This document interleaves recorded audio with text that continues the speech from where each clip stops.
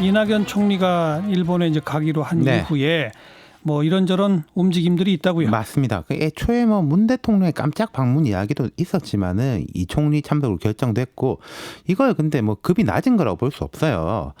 지금 나루히토 일왕의 부친이 아키히토 일왕 즉위식이 1990년이었거든요.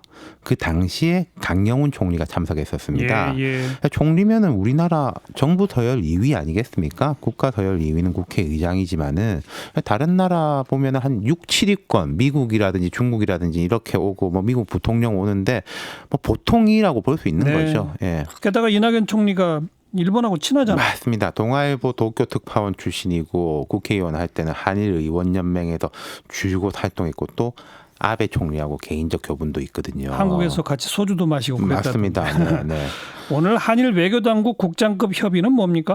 그러니까 지금 그 일본 외무성의 다키자키 시게키 아시아 대양주 국장이 서울에 와가지고 김정한 우리 아시아 태평양 국장하고 이제 협의를 열었는데 여기에서는 뭐 지금 이 다른 외교 현안들에 대한 이야기도 오갔을 것 같아요. 지소미아라든지 예. 무역 제재 문제라든지 그거 플러스 이 총리의 방일 기간 중에 아베 총리와 별도 양자 회담 개최에 대한 이제 조율이 오갔을 예. 것 같습니다. 예. 앞서서 이제 일본의 니혼 게이자이 신문이 보도하기를 아베 총리가 일왕 즉위식을 계기로 일본을 찾는 각국 정상들하고 잇따라 회담을 하는데 이 총리하고 회담도 조율 중이다. 네. 짧은 시간 만날 걸로 보인다 이렇게 보도를 했거든요. 어쨌든 만나긴 만날 것 같죠. 그렇죠. 느낌이. 예. 일단 아베 총리하고 이 총리가 오래 이야기하기는 어려울 거예요. 물리적으로. 그렇죠. 이 총리 방일 일정이 2박 3일인데 즉위식이라는 것은 의전 행사가 상당히 많지 않습니까? 네. 그리고 이번에 일본에 오는 각국의 이제 고위급, 정상급, 준정상급 인사가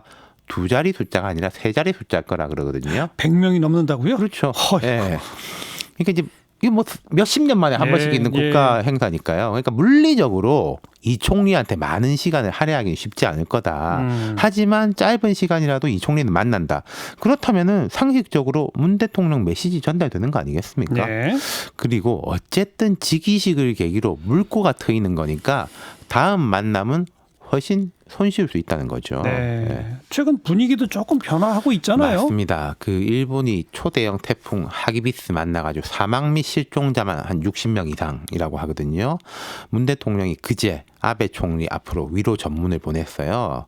이에 대해서 일본에서도 사의가 있었고 최근에 보면은 우리나라 뭐 다른 정치 현안 때문에 그렇기도 하지만은 양국에서 강경 발언이 많이 잦아들었어요. 네, 일본도 그렇고 서로 조심하는 거예요. 네, 일본도 그렇고 우리도 그렇고 아베 총리가 최근에 그 의회에 출석해가지고 한국은 중요한 이웃 국가다 말했고 우리도 요즘 뭐 별로 강경 발언 없잖아요. 자제하는 거죠. 그렇죠. 이게 이낙연 총리 방문을 하나의 계기로 뭔가 바꿔보자 이런 네. 겁니다. 예. 그러니까 강제징용 문제나 위안부 문제에 대해서 구체적인 뭐가 이제 도출되고 있는 흔적은 아직 없는데 어쨌든 이런 식으로 강대강으로 계속 갈 수는 없다라는 공감대는 양국에 다 형성돼 있다. 예. 그리고 지금 총리실 쪽 이야기가 이낙연 총리가 방일 일정을 매우 빡빡하게 짜고 있다는 이야기가 들려요. 그냥 이 공식 행사뿐만 아니라 전직 총리, 자민당 간사장, 뭐 민간 인사들, 언론계 인사들, 주요 인사들 많이 만날 거라고 그래요. 예. 그리고 문 대통령도 마침 그 18일쯤에 주한 외교관 전체를 초청하는 간담회가 잡혀 있는데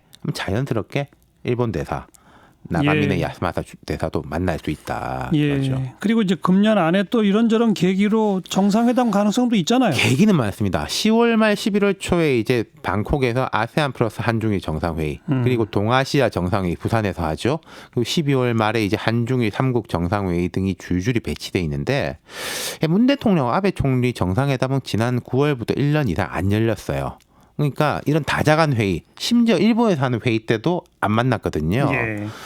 근데 이제 이런 서먹한 상태에서 무작정 두 사람이 만나서 해결해라. 이건 좀 말이 안 되는 거고 그 전에 분위기가 조성된다면은 당장 다음 달 만날 수 있는 여건은 만들어지는 셈인 거죠. 이런 다자 회담 중에 시간 내서 양자 회동하는 게 어려운 일이 아니니까요. 그 중검다리가 이 총리죠. 그렇죠. 그러니까 총리실에서 이 총리의 이번 방일의 역할은 한일 정상회담을 위한 디딤돌을 얻는 것이다. 이렇게 이제 명확하게 이야기를 하고 있습니다. 네. 예. 이런 정도 명확한 얘기를 공개적으로 총리실에서 하고 네. 그리고 일본의 아베 총리도 뭐 중요한 발언들을 하고 이런 걸로 봐서는요. 네. 풀리는 거예요. 그길 바랍니다. 다 저도. 서로 이렇게 네. 짜놓고 하는 거 아닙니까? 그러니까 즉위식 때 외교라는 게. 면박 주고 이럴 수 없는 거 아니겠습니까? 예. 자기들도. 네. 수고하셨습니다. 감사합니다. 윤태권 실장이었어요.